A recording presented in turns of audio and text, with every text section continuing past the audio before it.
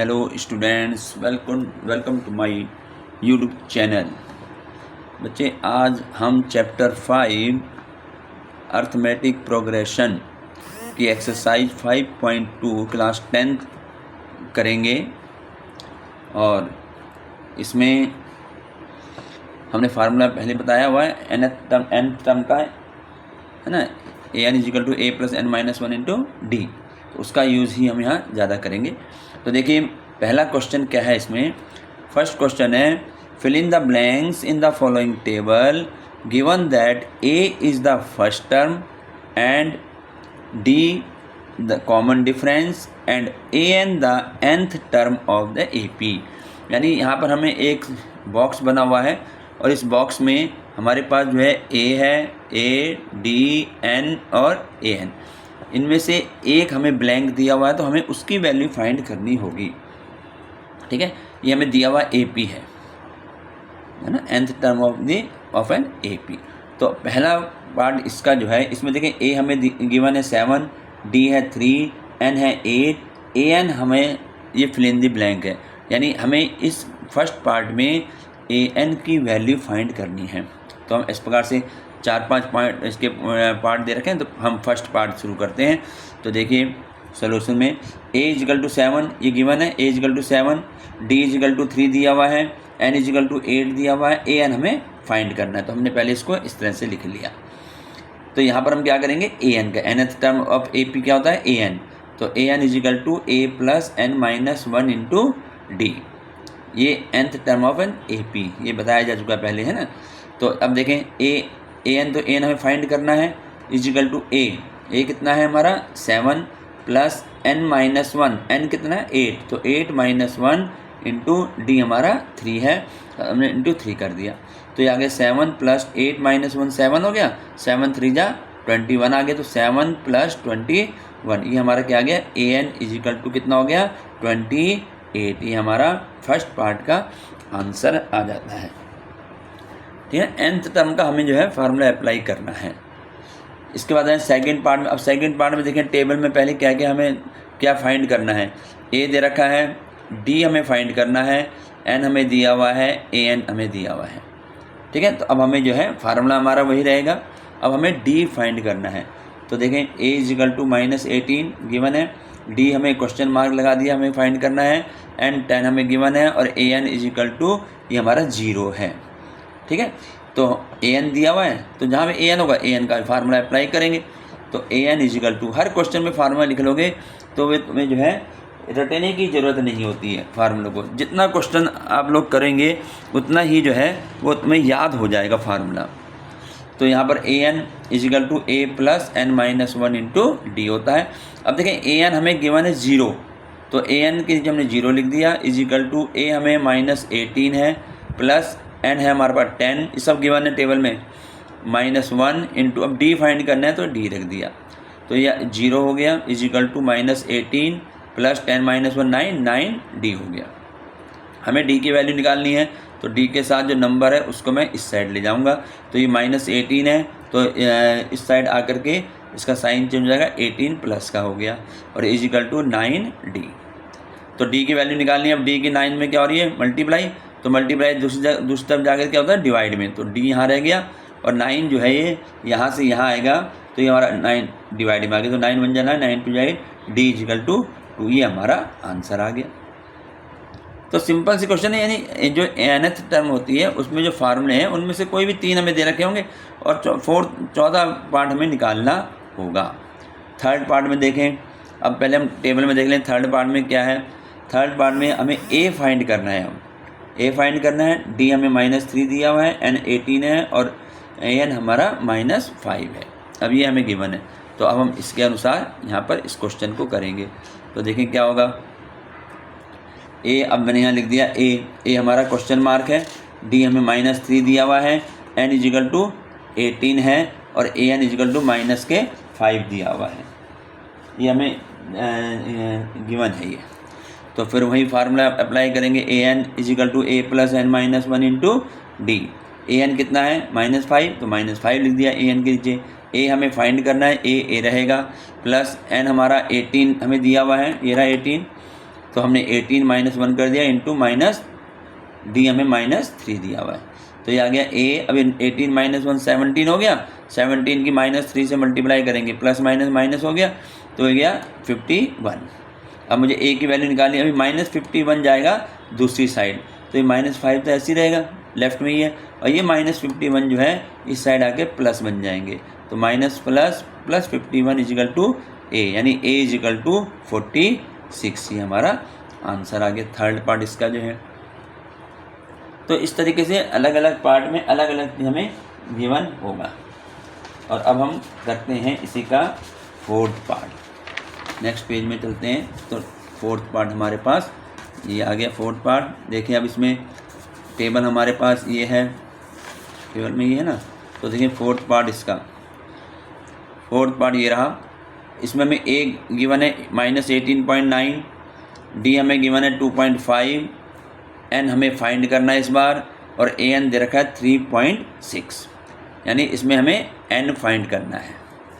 तो चलिए वही फार्मूला में अप्लाई करेंगे, उसी फार्मूले को लगाएंगे जो हमने अभी तक से पहले किया हुआ है, एन एच टर्म का फार्मूला। तो क्या होता है, a n equal to a plus n minus 1 into d. अब ए एन हमें दे रखा है 3.6 इजिकल टू ए हमें दे रखा है माइनस के 18.9 प्लस एन है हमें फाइंड करना, तो एन रहेगा -1 इंटू डी हमें दे रखा है 2.5, वो यहाँ लिख दिया। तो 3.6 इजिकल टू -18.9, ये n-1 है ना, तो इस n-1 की 2.5 से मल्टीप्लाई करेंगे। तो 2.5 की पहले n से मल्टीप्लाई करी तो आ गया -2, ये प्लस के 2.5n, और प्लस माइनस माइनस 2.5 की 1 से मल्टीप्लाई करी तो आ गया माइनस के 2.5। अब हमें तो n की वैल्यू फाइंड करनी है, तो पहले सॉल्व देखो कैसे करेंगे। 3.6 जी तो ऐसे ही रह गया इजिकल टू, अब यहाँ पर जो है हमारे पास ये माइनस के 18.9 है और माइनस के 2.5 है, तो दोनों माइनस के हैं, तो इन दोनों को प्लस कर देंगे, साइन माइनस का आ जाएगा। तो प्लस करा इन दोनों को तो आ गया 21.4, माइनस के 21.4, ठीक है, और प्लस ये 2.5n हमारा ऐसे ही रहेगा। अब हमें n की वैल्यू निकालनी है, तो ये 21.4 को इधर इस साइड लाएंगे क्योंकि n वाला यहाँ रहेगा राइट में। तो 21.4 माइनस का जब ये लेफ़्ट में आएगा तो 3.6 के साथ ये माइनस है तो प्लस हो जाएगा, और इजिकल टू 2.5n। इनको प्लस किया दोनों को तो आ गया 25 इजिकल टू 2.5n। अब n की वैल्यू निकालनी है, n के साथ 2.5 की मल्टीप्लाई हो रही है, तो मल्टीप्लाई कहाँ जाएगा, डिवाइड में। तो n इजिकल टू यहाँ हो जाएगा 25.0 कह लो या 25 कह दो अपॉन 2.5। पॉइंट से पॉइंट हट गया, कब हटते हैं, जब पॉइंट के बाद डिजिट सेम हो। जैसे पॉइंट के बाद 0 एक डिजिट है, इसके बाद एक डिजिट है, हट गया तो ये रह गया 250 और ये रह गया 25। तो 25 से डिवाइड 10 टाइम्स जाएगा, तो n इजिकल टू 10 हमारा आंसर हो जाएगा, ठीक है ना। ये इसका जो है फोर्थ पार्ट आ जाता है। अब देखें इसी का फिफ्थ पार्ट क्या है, ये क्वेश्चन को देख लो, ये पार्ट ही दे रखा है। फिफ्थ पार्ट में हमें ए दे रखा है 3.5, डी हमें दे रखा है 0, एन है 105, और हमें ए एन फाइंड करना है। अब इस बार ए एन फाइंड करना है, ठीक है। तो यहाँ पर ए एन फाइंड करने के लिए फिफ्थ पार्ट ये रहा हमारा, ए इजिकल टू 3.5, डी 0 है, एन 105 है, और ए एन हमें फाइंड करना है। तो वही फार्मूला है, ए एन इजिकल टू क्या होता है, a plus n minus 1 into d. A हमारा 3.5 आ गया, प्लस एन हमें 105 दे रखा है, 105 ये लिख दिया, -1 आ गया इंटू डी हमारा 0 है। तो 3.5 प्लस 105 में से बन गया 104 हो गया इंटू 0, तो 3.5। अब 0 की मल्टीप्लाई किसी भी नंबर से करी जाए तो क्या आता है, 0 ही आएगा, तो 0 आ गया। अब 3.5 में 0 ऐड करेंगे तो आ गया 3.5। तो ये हमारे पास इसका ये आंसर आ जाता है। तो ये हमारे 5 पार्ट थे इसके। तो ये हमारा फर्स्ट क्वेश्चन जो है ये कंप्लीट हो जाता है, ठीक है। चलिए अब हम आते हैं सेकंड क्वेश्चन में। इसका सेकंड क्वेश्चन बुक में देख लेते हैं, क्वेश्चन क्या है, दिखा नहीं है, अच्छा बुक में देखें। ये फर्स्ट पार्ट हो गया। अब हम आते हैं इसके सेकंड क्वेश्चन में। देखिए सेकंड क्वेश्चन क्या कह रहा है। सेकंड क्वेश्चन कहता है choose the correct choice in the following and justify. इसमें हमें क्वेश्चन दिया हुआ है और इसके साथ ऑप्शन दे रखे हैं, ठीक है ना। 3 ऑप्शन दिए हुए, 4 ऑप्शन दे रखे हैं डी वी। तो इन 4 ऑप्शन में से एक सही आंसर वो हमें करेक्ट चूज़ करना है और क्यों है वही बताना है, ठीक। तो फर्स्ट पार्ट क्या है, 30th term of the AP 1074 is. क्या कहा गया है, ये जो AP हमें दे रखी है 1074, इसका हमें 30th टर्म निकालना है, 30वां टर्म निकालना है। तो वो 30 टर्म जो इनमें से कोई एक होगा।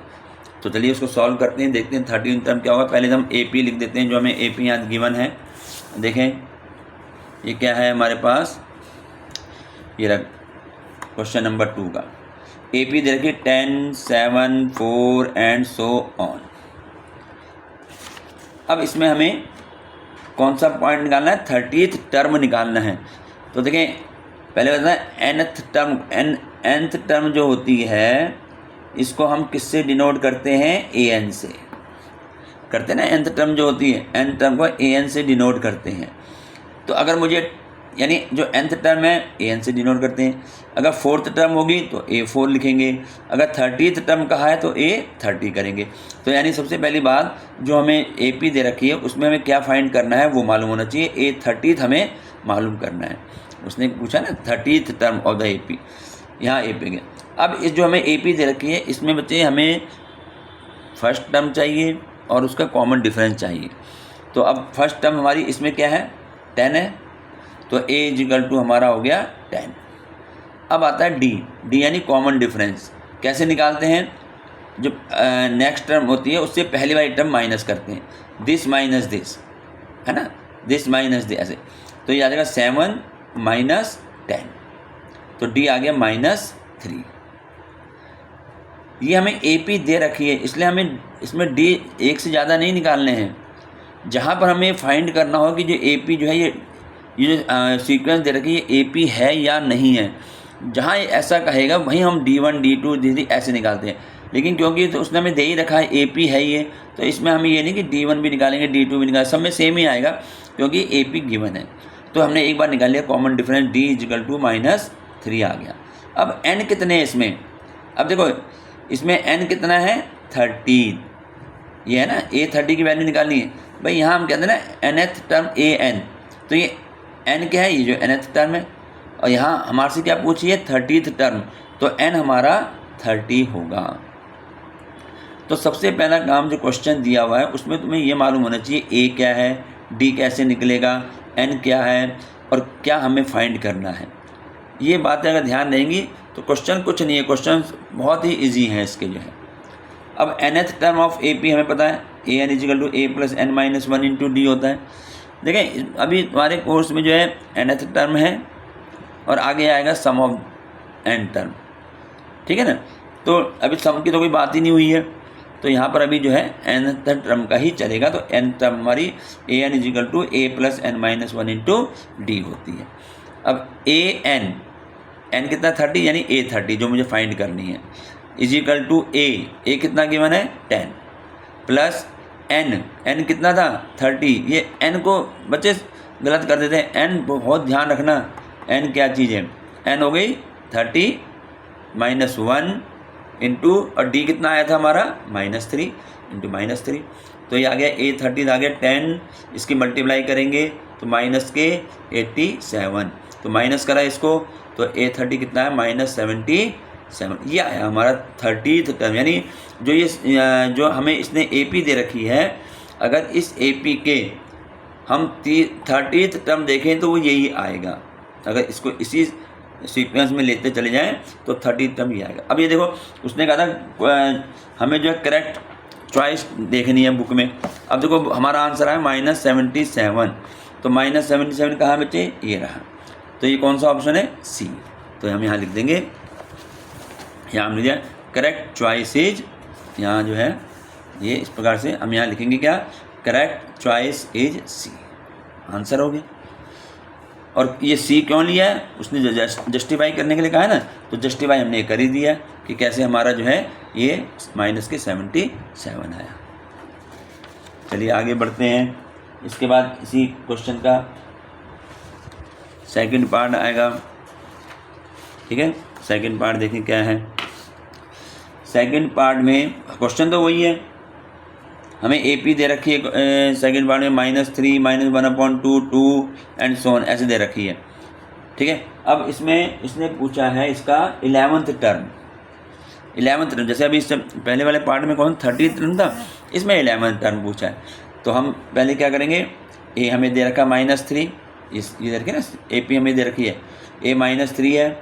अब D कैसे निकालेंगे, D थोड़ा ध्यान देना, और ख़ास तौर से जो माइनस के साइन लगे होते हैं ना उनमें ध्यान रखना है। D हमारा क्या होगा -1/2 है, ये तो हमने इसका माइनस लिख दिया। ये माइनस जो लगाया है क्योंकि हमारा फार्मूला जो होता है A2 - A1, तो ये माइनस करना है, और माइनस किसको करना है, A1 को, यानी इसका A1 ये है। तो माइनस को ब्रैकेट में लिखेंगे, 2 माइनस साथ साथ आ जाते हैं तो एक को माइनस में लिखा जाएगा, तो -3। बच्चे ये था ना जैसे हमने ये किया था D, मान लो मुझे D2 निकालना है, तो मैं इसमें क्या करता है A3 - A2 ऐसे करता था। अगर मुझे D1 निकालना है तो मैं क्या करता था A2 - A1। ठीक है, तो यहाँ मैं मान ये D निकाल रहा हूँ, A2 - A1, तो A2 कितना है इसमें, ये है, और A1 ये है, तो दिस माइनस दिस होगा। तो माइनस का साइन ये अलग है, ये वो टर्म है जो माइनस का 3 दिया। तो इन माइनस वाले में सवाल में बहुत ध्यान से करना है, ये गलती कर देते हैं साइन। अभी -1/2 हो गया, अभी माइनस माइनस प्लस के 3 हो गया। ठीक है, अब यहाँ पर तुम्हें मैं अब कई बार बता चुके हैं कि या तो इसको 3/1 करके एलसीएम ले लो, नहीं तो उसका आसान तरीका क्या है, इसके इसमें मल्टीप्लाई कर दो, 2 3 जा 6, यहाँ 6 हो गया, 1 माइनस करो तो 6 - 5 5/2 लिख दो इसको जो है। ठीक है ना, जितना आप शॉर्ट कर सकते हो, एग्जाम में टाइम बहुत इंपॉर्टेंट होता है। तो और जो नहीं कर सकता वो एलसीएम लेके कर ले। तो D हमारा कितना आया 5/2, n कितने हैं 11, क्योंकि हमें 11th टर्म निकालना है, तो यानी n हमारे 11th टर्म में होंगे, n 11, और क्या फाइंड करना है, A11 फाइंड करना है। ये n को ध्यान रखना, n में गलती हो जाती है कि n तो दिया ही नहीं कुछ, n दे रखा है 11th टर्म जो दिया हुआ है, जैसे nth टर्म होता है उसी तरीके से 11th टर्म कहा है तो n 11 है, और A11 हमें फाइंड करना है।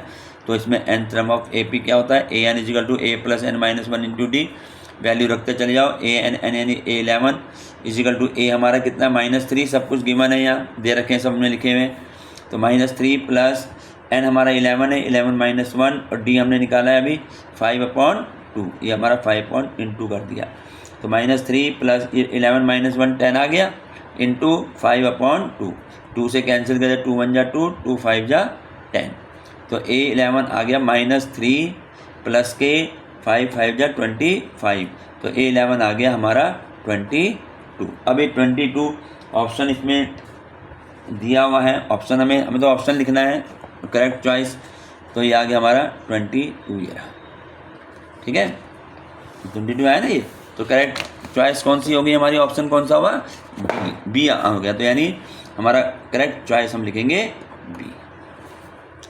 तो इस तरीके से क्वेश्चन को ध्यान से देखना है, उसमें A D वगैरह इनको मेन यही है कि A D कैसे फाइंड करें, N क्या है, A क्या है, D क्या है, AN क्या बनेगा, है ना, ये हमें ध्यान रखना पड़ेगा। तो चलिए ये हो गया हमारा सेकंड क्वेश्चन हो गया। अब हम आते हैं थर्ड क्वेश्चन में। चलिए थर्ड क्वेश्चन देखते हैं क्या है। थर्ड क्वेश्चन में कहा गया है, अब बुक में देखो मेरे थर्ड, हाँ ये आया, इन the following APs find the missing term in the boxes.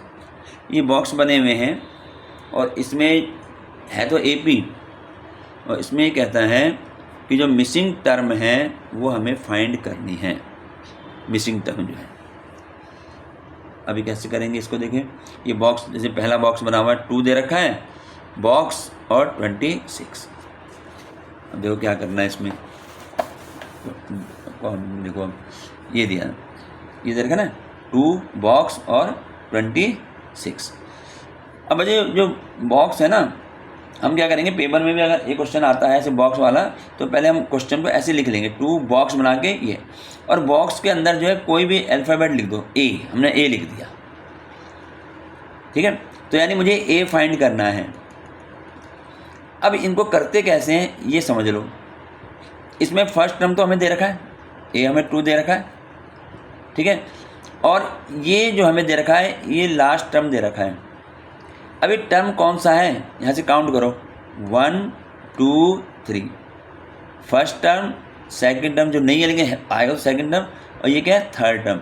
यानी कि ये भाई यही समझ लो, ये जो 26 है ये क्या दिया हुआ है, ये दिया हुआ थर्ड टर्म, यानी A3 दिया हुआ है।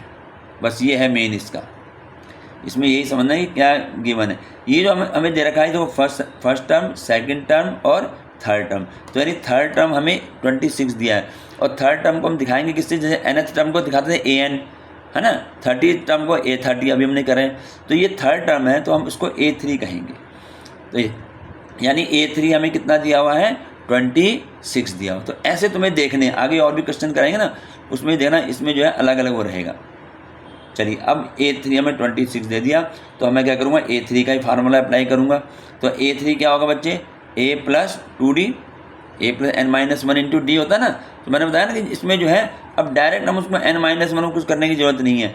A3 3 है तो D में 1 कम आता है, इससे पहले भी बता चुके हैं इसको जो है। तो A3 इक्वल टू क्या होगा, A प्लस 2D, भाई ये मालूम होना चाहिए। अब इसकी वैल्यू A3 26 लिख दी, A हमें 2 है गिवन दे रखा है, और D अभी हमारे पास D नहीं है, ठीक है ना। भाई सेकंड टर्म हमें कैसे मिलेगा, जब मैं फर्स्ट टर्म में D जोड़ूंगा, तो कहीं पर भी कोई मिसिंग टर्म निकालनी हो तो हमारे पास A और D होना चाहिए, क्योंकि हमें पता है कि AP हम कैसे बनाते हैं, ए पहला term A, next term A plus D, फिर अगला टर्म A प्लस 2D, फिर A प्लस 3D, ऐसे बनती है ना AP जो। तो हमें A और D मालूम होना चाहिए। अब इस क्वेश्चन में A तो हमें मालूम था लेकिन D नहीं मालूम था, तो D जो है, जो हमें लास्ट पार्ट दे रखा है थर्ड पार्ट, इससे हम D निकालेंगे। तो देखो 26 इजिकल टू, ये 2 रख दिया, 2D हो गया, 2 को मैं इधर लाऊंगा, 26 माइनस 2 हो गया इजिकल टू 2D। तो 2D कितना हो गया, 24। यहाँ से मुझे D फाइंड करना है, तो D के लिए मैं इस 2 को इस साइड लाऊंगा, ये मल्टीप्लाई में है तो किस में बदल जाएगी, डिवाइड में। तो 2 1 जा 2 और 2 से 12 आ गया, तो D की वैल्यू कितनी आ गई, 12 आ गई। अब मेरे पास A भी है 2 और ये D भी आ गया, और हमें कौन सा टर्म निकालना है, सेकंड टर्म। सेकंड टर्म का है जो मिसिंग है, तो यहाँ सेकंड टर्म का मतलब A2। तो A2 क्या हो जाएगा बच्चे, A प्लस D, एक D कम आता है ना, ऐसे समझ लो जो भी टर्म तुम निकालोगे। तो A प्लस D, तो A हमें 2 गिवन था, D हमने फाइंड करा था, तो ये कितनी आ गई वैल्यू, 14। अब ये क्या करोगे तुम, A2 हमारा 14 आ गया। अब जो तुम बॉक्स में तुमने A लिखा हुआ ना, तो लास्ट में इसको लिख देंगे, यानी A इजिकल टू 14। अब ये A जो है कैपिटल A, बच्चे अगर तुमने यहाँ पर क्वेश्चन में नहीं दिखाया तो जो कॉपी चेक करेगा एग्जामिनर, उसको क्या पता कि A क्या है, A तुमने किसको लिया है। इसीलिए जो भी ऐसे मिसिंग वाले क्वेश्चन होंगे जहाँ बॉक्स बना होगा, तो उसको पहले क्वेश्चन को अपनी कॉपी में तुम उतारोगे और वहाँ पर एक बॉक्स का नाम A दे दोगे बस। तो लास्ट में जो आंसर आएगा फिर लिख दो A इक्वल टू 14। तो अब जो चेक कर रहा होगा समझ जाएगा A तुमने इसको माना था, उसकी वैल्यू 14 है। अब देखें इसी प्रकार से नेक्स्ट, अब इसी में मिसिंग है, बुक को एक तरफ रखते हैं। अब हम यहाँ इसको हम करेंगे, देखो कैसे किया जाएगा। अब यहाँ पर पहला मिसिंग है और दूसरा 13, फिर मिसिंग है और फिर 3 दे रखा है, दिया ना। अब जहाँ पर A हमें नहीं दिया होगा फर्स्ट टर्म, तो बच्चे वहाँ पर हमारी जो है इक्वेशंस बनेंगी और उन इक्वेशन को सॉल्व करके हमें जो है आंसर निकालना होगा, ये ध्यान रखना है। जहाँ A नहीं दिया होगा, जैसे अब इसी क्वेश्चन में देखो ये फर्स्ट टर्म तो नहीं दे रखा ना, तो मैंने क्या मान लिया, इसको कैपिटल A मान लिया। अभी जब भी मानूंगा जब मैं कॉपी में उसको बनाऊंगा, तुम कॉपी में लिखोगे ही नहीं, तो ये तुमने यहाँ शो करा नहीं A क्या है और आंसर में तुम A लिख रहे हो, तो बच्चे वहाँ गलत हो जाता है। पहला हमने जो टर्म हमें नहीं दिया हुआ है उसको हमने A मान लिया, सेकंड टर्म हमें 13 दे रखी है, थर्ड फिर नहीं दे रखी है उसको B मान लिया, और ये एक फोर्थ टर्म दे रखी है। ठीक है। तो अगर और भी बॉक्स होंगे तो उसमें ए बी सी ऐसे मान के चल लो, फिर इन्हीं की वैल्यू हम लास्ट में निकाल लेंगे। अब इसको कैसे करेंगे? अब देखें ए तो हमें दिया नहीं है, ए यानी A1 हमें नहीं दिया। ये कौन सा टर्म है? सेकंड टर्म है ना, फर्स्ट सेकंड, तो यानी A2 दे रखा है। सेकंड टर्म मतलब A2 13। अब ये कौन सा टर्म हुआ? 3, ये भी हमें नहीं दे रखा। ये कौन सा टर्म है? फोर्थ टर्म है यानी A4, तो A4 हमें 3 है। तो पहले इस तरीके से हमें नोट करना पड़ेगा क्या क्या गिवन है। ये समझ में आया? हमने यहाँ से काउंट करा first term second term, second term हमें दे रखा है तो सेकंड टर्म को हम A2 से डिनोट करते हैं, तो A2 हमें 13 दे रखा है। इसी प्रकार से थर्ड टर्म नहीं दिया, फिर फोर्थ टर्म दे रखा है तो फोर्थ टर्म को हमने A4 से डिनोट करेंगे, ये हमें 3 दे रखा है। ठीक है। अब जो A2 और A4 गिवन है, अब बच्चे इसी से ही आगे हमारा सवाल बढ़ेगा। तो हम क्या करेंगे? अब देखें, पहले A2 दे रखा है, जो जो टर्म दे रखे हैं उन्हीं को सॉल्व करेंगे। A2 दे रखा है तो A2 क्या होगा बच्चे? A plus D. A2 तो यही होता है A प्लस डी। इसकी वैल्यू रखो। A2 हमारी कितना दे रखा है? 13 है, तो हमने 13 लिख दिया। इजिकल टू ना हमें A मालूम है ना हमें D मालूम है, ये ऐसी रहेगा। ये हमारी फर्स्ट इक्वेशन बन गई, A plus D equal to 13 का। ठीक है। और कौन सा टर्म दे रखा है? A4 दे रखा है, तो हम A4 का फार्मूला में आएंगे। तो A4 क्या होगा? A प्लस 3D हो जाएगा यहाँ, है ना। 4 टर्म है तो 1D कम आएगा, A प्लस 3D। समझ में आई बात है? अब यहाँ वैल्यू रखो। A4 हमें गिवन है, कितना था? 4 टर्म 3 था, तो 3 आ गया। इजिकल टू A ऐसी रहेगा प्लस 3D ऐसी रहेगा, ये इक्वेशन 2 आ गई। अब क्योंकि इसने टर्म पूछे ना हमारे से, तो टर्म के लिए हमें A और D मालूम होना चाहिए। यहाँ ना हमारे पास A है ना हमारे पास D है, लेकिन 2 इक्वेशन बन गई, फर्स्ट इक्वेशन सेकंड इक्वेशन। अब मैं इन दोनों को सॉल्व करूँगा, है ना। तुमने इक्वेशन सॉल्व कर रखी है ना पहले चैप्टरों में, XY की फॉर्म में होता था वहाँ, यहाँ A B की फॉर्म, A और D की फॉर्म में। तो अब पहले फ्रॉम फर्स्ट एंड सेकंड दोनों इक्वेशन को मैंने पहले ऊपर नीचे लिख लिया। A plus D equal to 13 पहली इक्वेशन थी, और A plus 3D is equal to 3।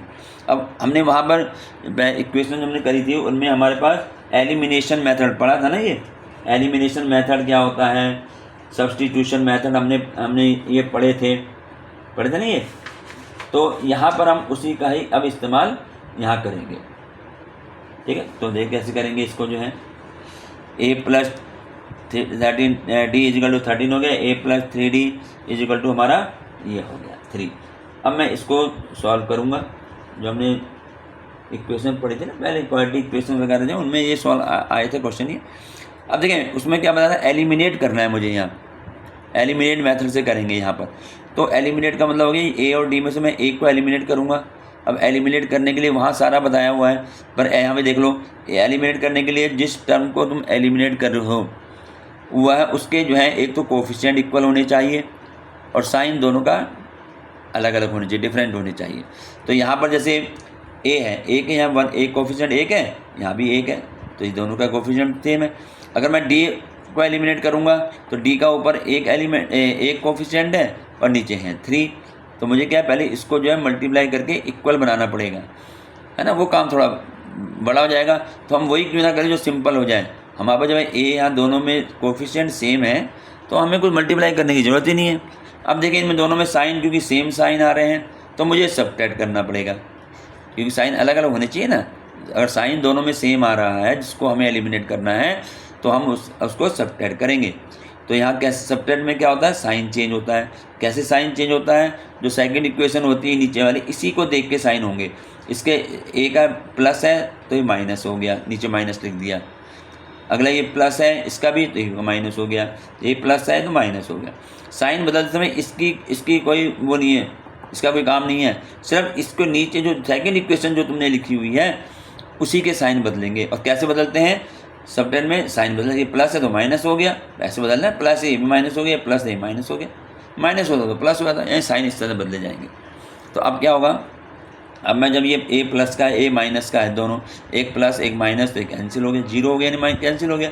ये प्लस का 1 है, ये माइनस के 3 है, ध्यान रखना, ये प्लस का 1 है और ये माइनस के 3, तो +1 और -3 कितना होता है बच्चे, -2D हो जाएगा।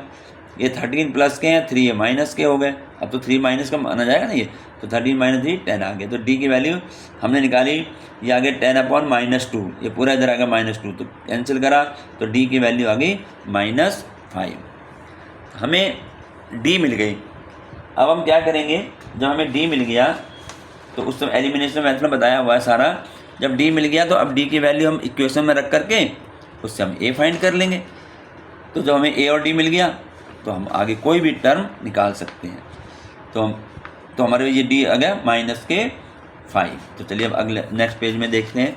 यहाँ पर हमारे पास अब मैं लिखूँगा इसको, putting the value of D in equation 1।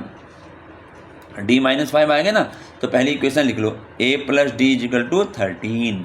तो a, अब d कितना था, -5 था, तो ये -5 हो जाएगा। इसकी जगह वैल्यू रख दी -5 = 13 ऐसे ही रहा। अब मुझे a चाहिए यहाँ से, तो a = -5 है, -5 जब राइट में जाएगा तो साइन चेंज हो जाएगा, +5 हो गया, तो a की वैल्यू 18 आ गई। यानी हमारे पास a 18 और d हमारा -5 आ गया। ठीक है, अब इसको देखो, क्वेश्चन को हमें क्या क्या निकालना था। एक तो हमें निकालना था फर्स्ट टर्म a, ठीक है। तो फर्स्ट टर्म तो देखो यहाँ पे क्या आई हमारी, ये a को तो कहते हैं फर्स्ट टर्म, 18 आ गया, तो a 18 आ गया, d -5। तो अब ये जो मैंने इसको मान रखा था, तो मैं लिखूँगा कैपिटल A = 18। अभी कैपिटल A कहाँ से आया, ये कैपिटल A हमारा यहाँ से आया, क्योंकि हमने इसको फर्स्ट टर्म को कैपिटल A माना था। तो ये ज़रूर दिखाना है वहाँ कि कैपिटल, ये जरूर दिखाना कि कैपिटल A = 18, पहला मिसिंग था वो आ गया।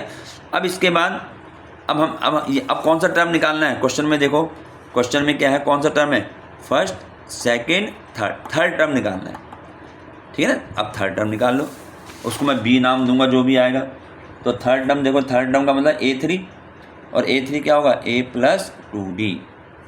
तो A3 = A हमारा 18 आया है, +2 × D -5 आया था, तो 18 माइनस क्या हो गया, 10 प्लस माइनस हो गया, -10, तो A3 = 8, और हमने थर्ड टर्म को माना था B, तो यानी B की वैल्यू हमारी 8 आ गई।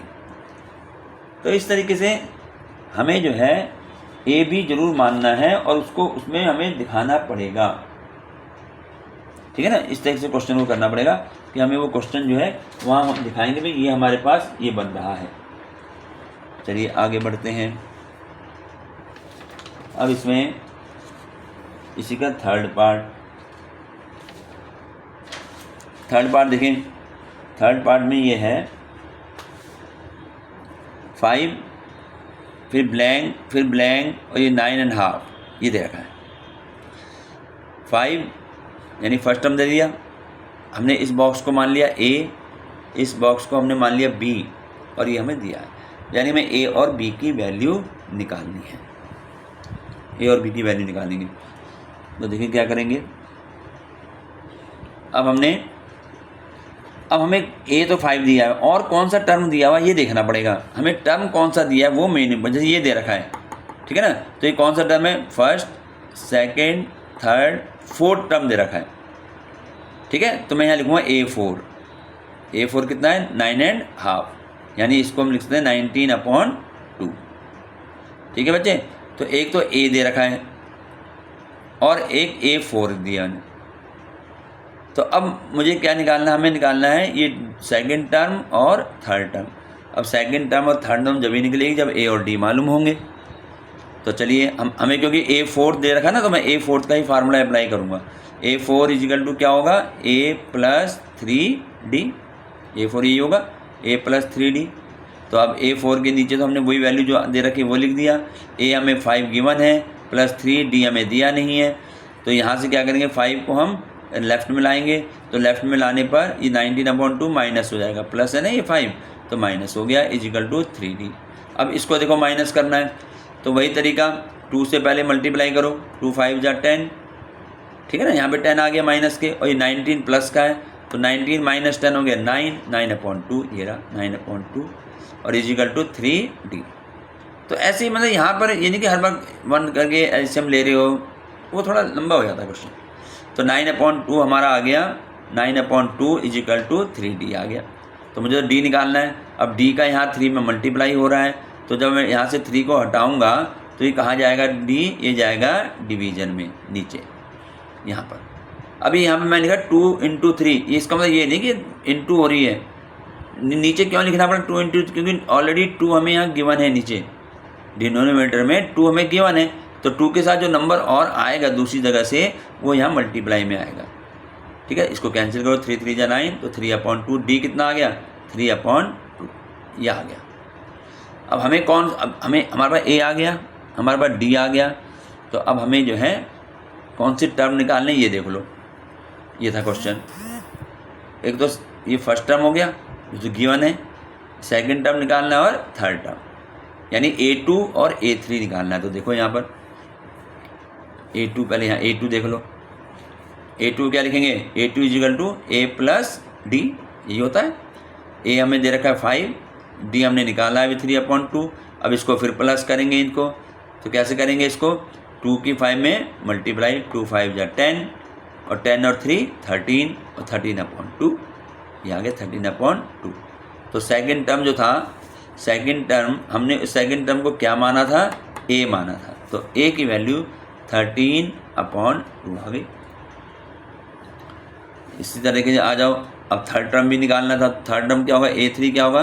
A + 2D, तो A की वैल्यू 5 है, 2 × D, D हमारा 3/2 है, तो 2 से हमने कैंसिल करा, 2 × 1 = 2, 2 × 1 = 2 हो गया, तो ये आ गया 3, तो A3 आ गया 5 + 3 यानी 8। और थर्ड टर्म को हम क्या मान के चले थे यहाँ पर? ये हम मान के चले थे B, ये रहा। तो यानी जो ये वैल्यू आई है, ये आई B की वैल्यू। ये थर्ड पार्ट हो गया इसका मिसिंग में। तो अगर हमें A नहीं दिया, A अगर हमें फाइंड करना, A हमें नहीं दे रखा, तो हमारी इक्वेशन बनेगी, और नहीं तो फिर हमारी जो है उसको आगे सीधा बन जाएगा वो। चलिए अब आगे बढ़ते हैं। फोर्थ, अब देखो फोर्थ पार्ट इसका, ये दे रखा -4। अब देखो ये ब्लैंक ब्लैंक ब्लैंक ब्लैंक और 6 ऐसे दे रखा है, यहाँ पर इतने ब्लैंक दे रखे हैं। ठीक है, तो अब क्या करेंगे इसको? सबसे पहला काम इसका, हमने जो हमें ब्लैंक दे बॉक्सेस जो हमें दे रखी हैं, उन बॉक्सेस के हम जो है पहले नाम लिख लेंगे। जैसे इस बॉक्स को A B C D, इस तरीके से हमने इसके नाम वो कर लिए। अब यहाँ पर इसके बाद हमने पहले हमें क्या दे रखा है? A दे रखा है -4, ये दे रखा है, और कौन सा टर्म दिया हुआ है? ये फर्स्ट टर्म हो गया, second, third, fourth, fifth, sixth term दे रखा है हमें। 6 टर्म हमें कितना दिया हुआ है? 6 से दिया हुआ है। तो 6 टर्म में अब हम A6 यानी हमें दे रखा है A6 = 6, A6 = 6, ये हमें गिवन है, ये रहा A6 = 6।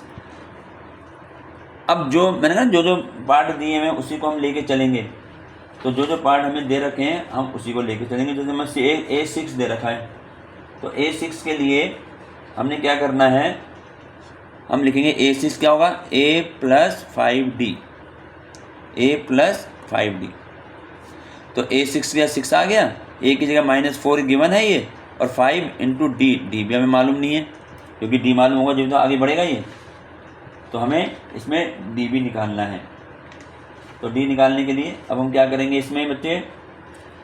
ये 6 से 4 को इधर ले आएंगे, ये प्लस का 4 हो गया, और ये 5D रह गया, ये हो गया 10 = 5D, तो D = क्या हो जाएगा? ये 10/5 यानी 2, तो D हमारा 2 आ गया।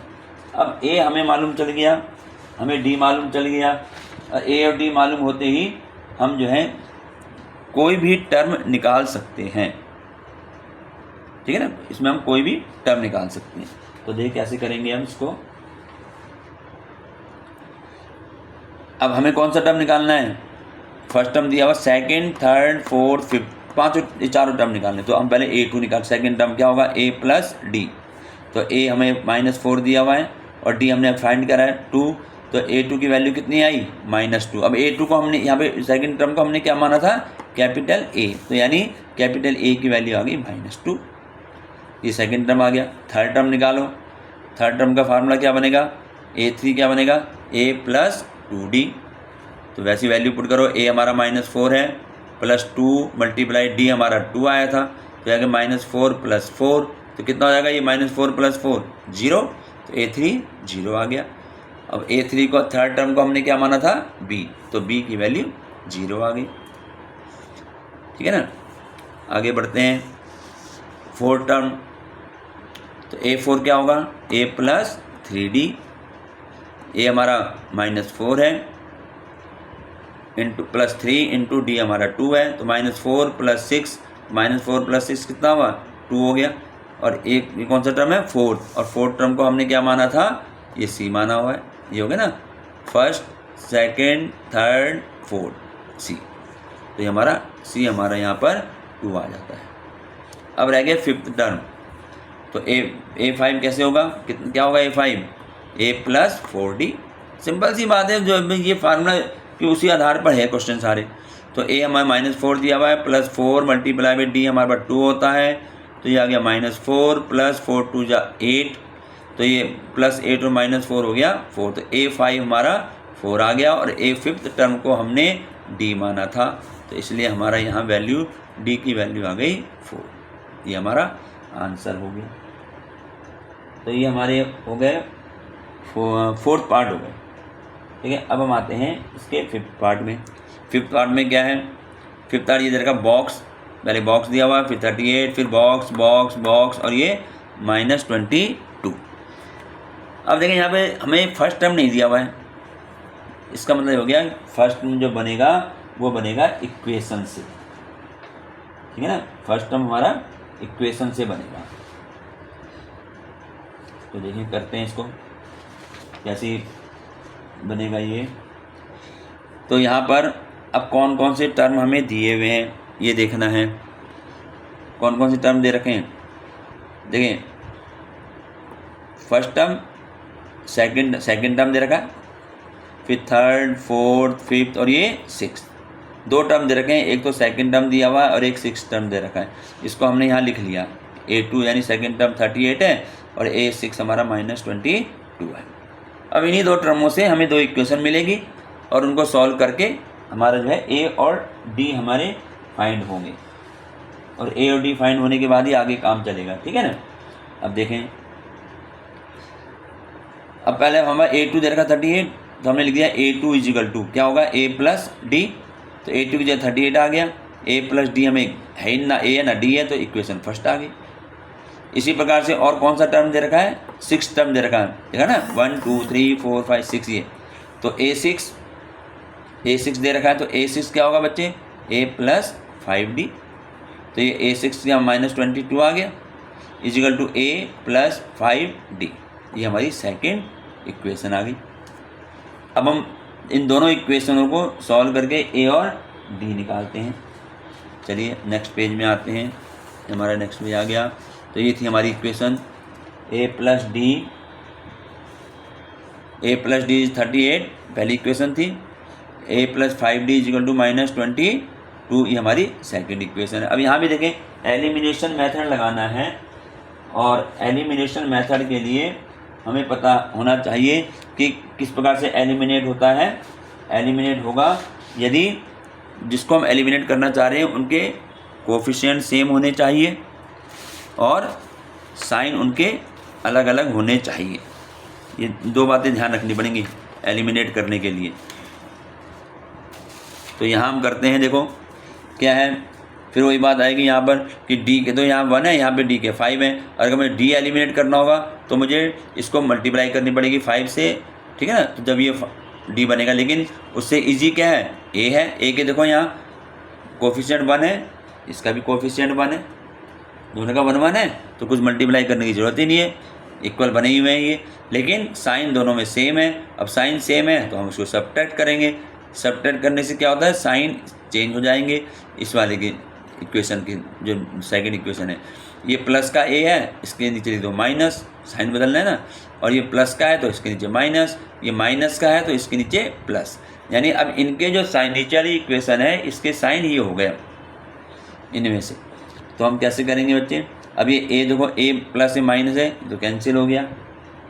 ठीक है, ये हमारा कैंसिल हो गया, और D हमारा ये 1 है, ये -5 है, तो कितना बच गया -4D। तो -4D, अब ये 38 प्लस का है और ये 22 भी हमारा प्लस का है, ठीक है ना, 22 भी हमारा प्लस का है, तो दोनों प्लस होंगे तो ऐड हो गए, जुड़ गए, जुड़ने से हमारा आ गया 60 बन गया। तो D इक्वल टू कितना हुआ 60 अपॉन में ये मल्टीप्लाई है ना, तो डिवाइड में आ जाएगा, डिवाइड में -4, तो -4 से 4 से डिवाइड करेंगे तो -15 आ जाएगा। तो ये हमारे पास इस तरीके से D की वैल्यू कितनी आ गई, D की वैल्यू आ गई -15, D की वैल्यू -15 आ गई। अब यहाँ पर D मिल गया तो हम इक्वेशन फर्स्ट करेंगे। अब इक्वेशन पे ए, हमें ए भी तो चाहिए, D मिल गया, ए चाहिए, तो हम क्या करेंगे इसमें D की वैल्यू जो है इक्वेशन फर्स्ट में रख देंगे। इक्वेशन फर्स्ट ये रही, a + d = 38, यहाँ लिख दिया a + d = 38। a हमें फाइंड करना है, d हमारा -15 आया है और इक्वल टू 38, तो a रह गया, -15 हो गया, 38 हो गया, ठीक है।